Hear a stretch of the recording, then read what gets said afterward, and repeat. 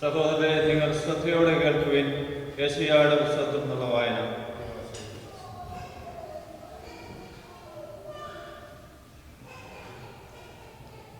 കർത്താവ് എന്നോട് അരുൾ ചെയ്തു, സിംഹമോ സിംഹക്കുട്ടിയോ ഇരയുടെ നേരെ മുരളുമ്പോൾ ഒരു കൂട്ടം ഇടയന്മാർ അതിനെതിരെ ചെന്നാലും അവർ ഒച്ചവയ്ക്കുന്നത് കേട്ട് അവ പേടിക്കുകയോ പരിഭ്രമിക്കുകയോ ചെയ്യാത്തതുപോലെ സൈന്യങ്ങളുടെ കർത്താവ് യുദ്ധം ചെയ്യാൻ സിയോൻ പർവ്വതങ്ങളിലും അതിന്റെ കുന്നുകളിലും ഇറങ്ങി വരും.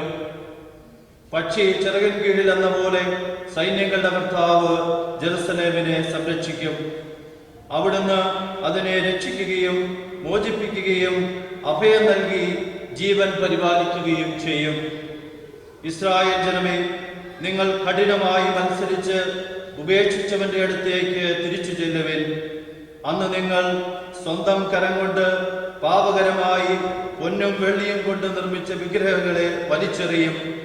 അസറിയ മനുഷ്യൻ്റേതല്ലാത്ത ഒരു വാൾ കൊണ്ട് വീഴും. മനുഷ്യൻ്റേതല്ലാത്ത ഒരു വാൾ അവനെ സംഹരിക്കും.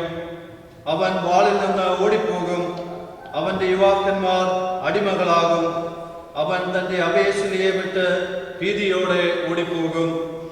അവന്റെ സേവകന്മാർ പതാകയും ഉപേക്ഷിച്ച് സംഭ്രാന്തിയോടെ പലായനം ചെയ്യും. സിയോനിൽ അഗ്നി ജ്വലിപ്പിക്കുകയും ജെറുസലേമിൽ ആഴി കൂട്ടുകയും ചെയ്ത കർത്താവാണ് ഇത് അരുളി ചെയ്യുന്നത്.